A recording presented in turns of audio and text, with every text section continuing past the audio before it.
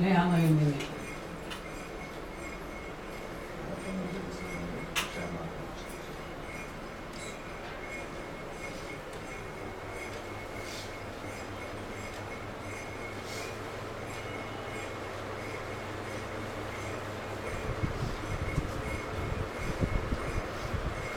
Sairam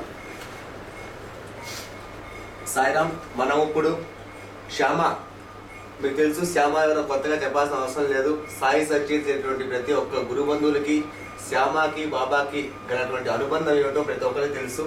so మనం ఇప్పుడు ఆ శ్యామ యొక్క కుటుంబ సభ్యులతో ఉన్నాం. కుసుమ్ ఉద్ధవ్ దేశపాండే శ్యామ గారి యొక్క కోడలు గారు, శ్యామ గారి యొక్క కోడలు గారితో మనం ఉన్నాం. కుసుమ్ ఉద్ధవ్ పాండే ఆవిడ గారి పేరు. సో బాబా చెప్తారు 72 జన్మల సంబంధం అని చెప్పి, బాబాది శ్యామాది.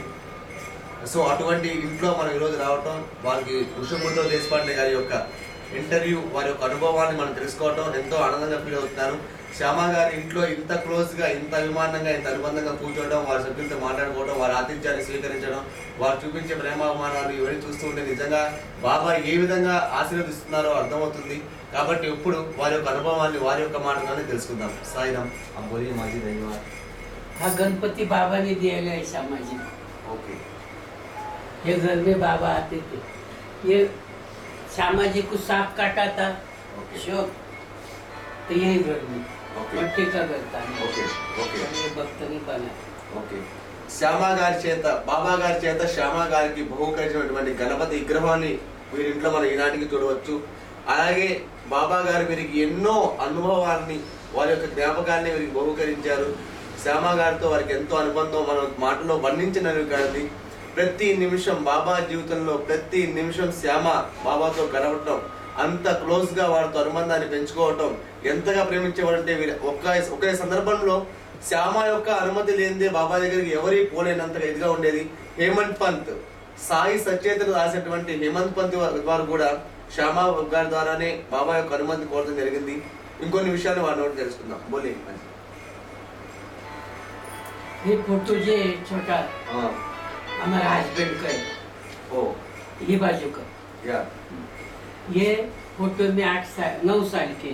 ओके. बाबा की समाधि हो गई तो 15 साल के. बाबा के गोदी में हमेशा खेलते थे. శ్యామ గారి बेटा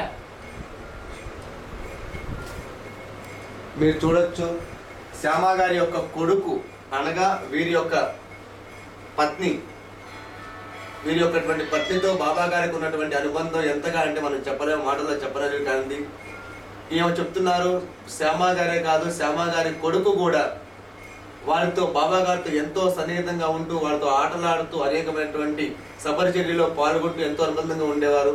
ఆయన శ్యామ గారి యొక్క కొడుకు అనగా ఈ కుసుమ్ ఉద్ధవ్ దేశపాండే గారి యొక్క పత్ని గారైనటువంటి వారు ఎంతో బాబా అనుబంధం పెంచుకున్నారు. బాబా గారు వారిని ఎంతో మిక్కిరిగా ప్రేమించడం కాక వారితో ఎంతో సన్నిహితంగా వారిని ప్రేమించే వారిని వారి మాటల ద్వారా తెలుస్తుంది. अभी क्या है, अभी सब तो किताब में यही सच्चे है.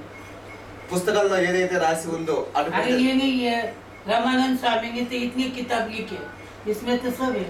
వారు చెప్తున్నారు, ఎంతో మంది మహానుభావులు ఈనాటికి కూడా వారి ఇంటికి వస్తూ దర్శిస్తూ ఉన్నారు. ఇంకా ఎన్నో అనుభవాలు ఉన్నాయి. అటువంటి అనుభవాలన్నీ వారి మాటల్లో తెలుసుకుందాం. అలాగే వారు చెప్తున్నారు, ఎన్నో పుస్తకాలు, ప్రతి ఒక్కరు మా మీద ఇంత అభిమానాన్ని చూపిస్తూ ఇన్ని పుస్తకాలు రాస్తున్నారు. నిజమే, వారికి ఉన్నటువంటి అనుబంధం కానీ, వారికి ఉన్నటువంటి ఇది కానీ మాటల్లో వర్ణించలేనిది. కాబట్టి ఇటువంటి అవకాశాన్ని బాబా కల్పించినందుకు ఇటువంటి వారితో మనం కలవటం కానీ, వారితో మాట్లాడటం కానీ, ఇవన్నీ రావటం బాబా యొక్క కల్పించినటువంటి ప్రసాదంగా, వారి యొక్క ఆశీర్వాదంగా భావిస్తున్నాం. ధన్యవాదాలు మాజీ. बाबा का श्यामा का बाबा का काय लेने से पुस्तक में 72 पीढ़ी का संबंध है. बाबा बोलता है ఓకే. नंदी जैसा भगवान के पास, शंकर के पास रहता है, ऐसे श्यामा बाबा के पास है.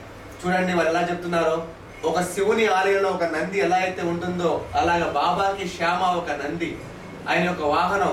ఆయన ద్వారా బాబా దగ్గరికి వెళ్ళాలంటే కొన్ని సందర్భాల్లో పెద్ద వాళ్ళు కూడా భయపడుతూ ఉండేవారు. కానీ శ్యామ మధ్యవర్తిగా ఉండి బాబాకు భక్తులకి మధ్యవర్తిగా ఉండి ప్రతి ఒక్క భక్తుల్ని బాబా దగ్గరికి తీసుకెళ్లే వాళ్ళు. ఎన్నో అనుబంధం. మరి మాటలో వర్ణించేది ఈనాడు కూడా మనం చూడవచ్చు. శ్యామ గారి ఇంట్లో భాగాల్లో ఎటు చూసినా కూడా బాబానే. వారి జీవితాలనే కాదు, ప్రతి ఒక్క అడుగులో బాబా వారిని ఎంతగా ప్రేమించారు. ఇటువంటి అనుభవాన్ని వాళ్ళతో పంచుకున్నందుకు ఈనాడు శ్యామ గారి యొక్క గృహంలో వారి యొక్క ఆతిథ్యాన్ని, వారి యొక్క ప్రేమని చూసి నిజంగా మేము ఎంత ఆనందిస్తామో మాటలో చెప్పలేదు కానీ.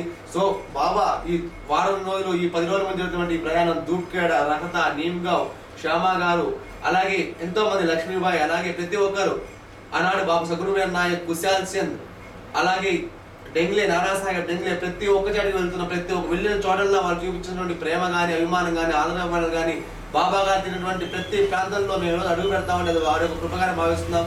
సో వెళ్ళిన ప్రతి చోట మహారాష్ట్రలో అడుగున మమ్మల్ని ప్రేమగా ఆహ్వానించి ఇంతగా మమ్మల్ని ఆదరిస్తున్నటువంటి వీరికి, అలాగే ఇటువంటి కార్యాన్ని కల్పించినటువంటి సాయినాథ్ వారికి మరోసారి హృదయపూర్వకమైన నమస్కారాలు తెలియజేస్తూ ఓం సాయిరామ్, జై శ్రీ గురుదేవ్ దత్త, ధన్యవాదాలు. సాయిరామ్.